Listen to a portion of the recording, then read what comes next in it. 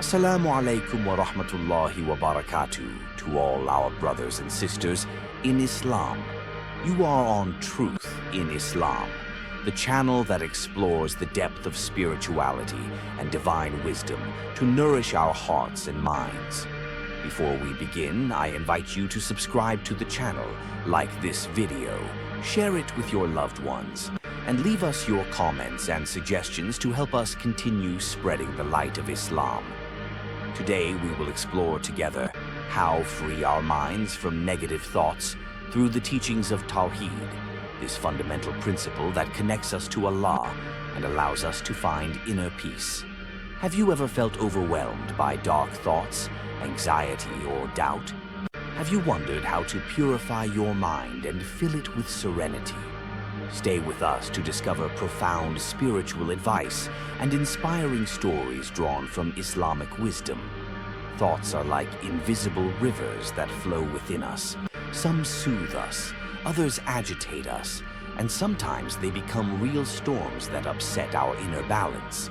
Because the human mind is fragile and sensitive, capable of achieving the deepest tranquility, but also of plunging into the depths of anguish. And when negative thoughts accumulate, they become like chains that hinder the soul, shadows that obscure the light of our hearts and prevent us from perceiving the beauty of life and the constant presence of Allah by our side. And yet, how many times have we allowed these thoughts to take root within us, to the point that they end up directing our emotions and actions?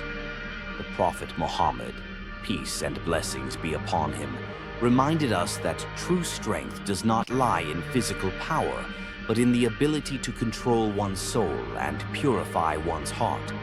For the strongest man is the one who dominates his desires and resists the whispers of the shaitan, the same shaitan who, day and night, instills in us dark thoughts, doubts, and worries in order to divert us from the serenity that Allah has placed in His guidance.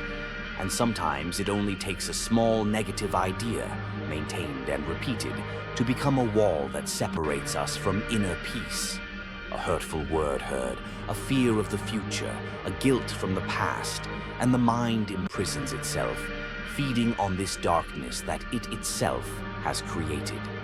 Yet Allah has shown us in His book that these thoughts are only illusions if we choose to turn to Him. For He says, "Those who believe and whose hearts find rest in the remembrance of Allah." Is it not in the remembrance of Allah that hearts find rest? Surah Ar-Ra'd 13:28. And this verse comes as a powerful reminder that our negative thoughts cannot survive for long in a heart filled with the remembrance of Allah, just as darkness does not survive in the face of light. Imagine a garden of which you are the guardian. If you let weeds grow, they will invade the soil and choke the flowers.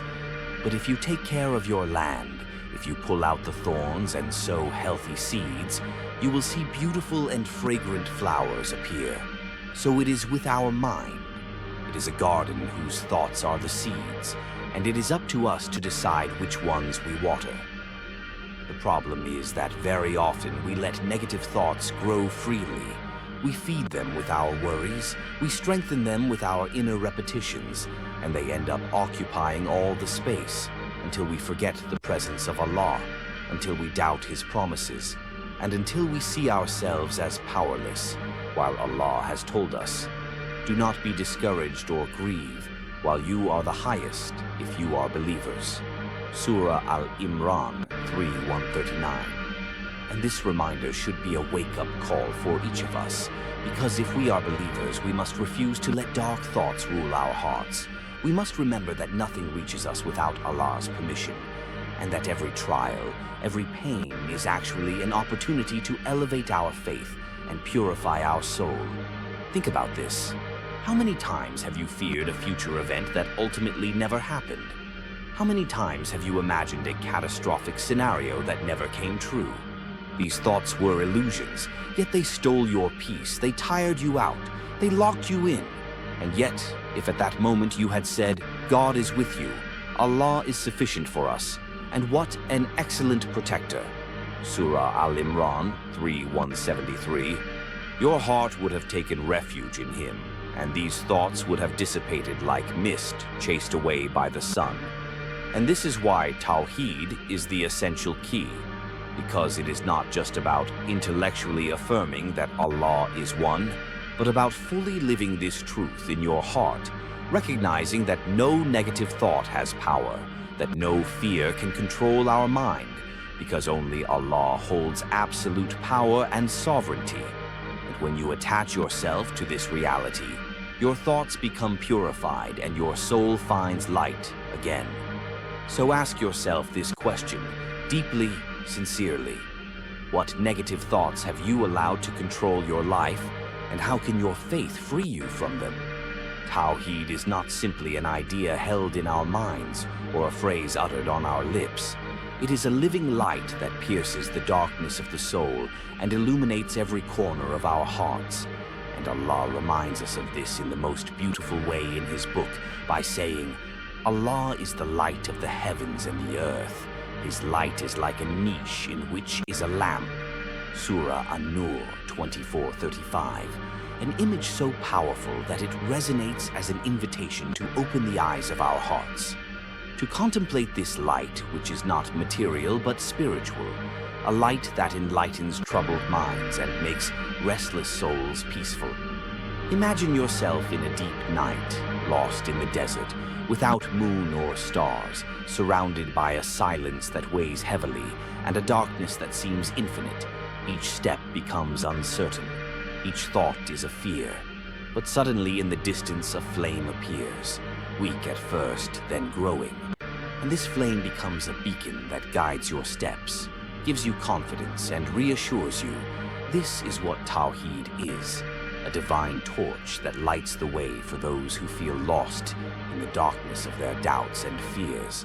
And if we wonder how this light affects our thoughts, we only need to recall the story of Umar ibn al-Khattab, may Allah be pleased with him, a man who once intended to fight Islam, but whose heart was pierced by the light of the Qur'an, and who became one of the greatest companions of the Prophet, because when he faced fear, doubt, or the oppression of his own ego, he remembered the oneness of Allah and found in this certainty a strength that surpassed all darkness, as if each reminder of Tawheed rekindled a lamp within him, chasing away his anxieties and nourishing his courage.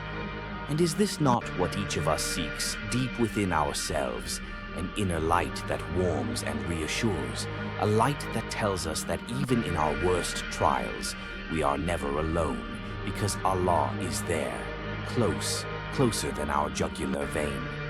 And yet, how often do we forget this presence? How often do we let the darkness of negative thoughts overwhelm us to the point of acting as if we were abandoned, while Allah says, "Do not be afraid, I am with you. I hear and I see." Surah Taha 20:46, a verse addressed to Moses, alayhi salam, facing Pharaoh, but which still resonates today in the hearts of those who fear their own inner pharaohs, their doubts, their wounds, their worries. Because through these words, Allah reminds us that His light never goes out, that it accompanies us even when we think we are alone in the darkness. Tawheed is that light which shatters illusions, which frees us from the fear of creatures, from the anxiety of the future, and from the weight of the past.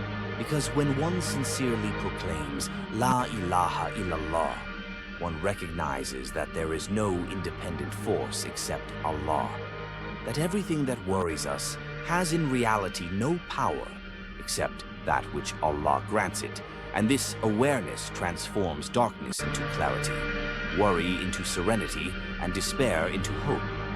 So ask yourself this question deep within yourselves. When your mind is clouded by dark thoughts, when anxiety tightens your chest or doubt blurs your vision, do you remember this light of Allah? Do you let it guide your steps? Or do you prefer to remain prisoner of the darkness of your mind? For the truth is simple. At every moment we have the choice to open our hearts to the light of Tawheed or to close them to the illusions of the shaitan. And it is this choice that determines whether our life will be a dark desert or a path illuminated by the lamp of faith. Purifying the mind is not a distant ideal reserved for saints and sages. It is a discipline accessible to each of us, provided we understand that every small action counts, and that every sincere effort opens a door to the light of Allah, because the purification of the mind is not only an intellectual exercise, but a daily practice that transforms our heart and restores our soul to its original clarity. And among the most powerful means, there is the dhikr, the constant remembrance of Allah. For every time you utter La ilaha illallah, these are not mere words that come out of your mouth, but a declaration of liberation, a shield against the toxic thoughts that seek to imprison you. And the more you repeat it with sincerity, the more your heart is cleansed of the dust of forgetfulness and filled with light, until worries lose their weight and the whispers of the shaitan become inaudible. Imagine yourself in a dark room where the air is heavy and suffocating. You then light a small lamp and suddenly everything changes. You breathe better, you see more clearly, and this lamp is the dhikr, which breaks the shadows of the mind and allows your heart to remember that it needs only Allah. And this is why the Prophet, peace and blessings be upon him, encouraged us to keep our tongues moist with dhikr, because it is food for the soul and a remedy for the spirit. But it is not enough to repeat the formulas. You must also learn to taste their meaning, to let La ilaha illallah penetrate you as a certainty and not as a habit, because it is not the quantity, but the quality of the reminder that truly purifies the heart. Another essential means is the prayer, this intimate meeting with Allah, this secret dialogue that tears you away from the heaviness of your thoughts and projects you into an incomparable serenity. Because prayer is not only a series of gestures, it is an encounter, and when you pray with presence, even for a few moments, your spirit is renewed, your anxieties dissolve, and you come out of this moment with a cleansed heart, as if you had immersed your soul in pure water. And this is why Allah tells us in the Qur'an, "Verily, prayer preserves from indecency and blameworthiness." Surah Al-Ankabut 29:45. Because it is a remedy, a refuge, and a constant purification. Add to this their reading and meditation on the Qur'an, for each verse is a key that opens closed doors in our hearts, and Allah reminds us, those who believe and whose hearts find rest in the remembrance of Allah.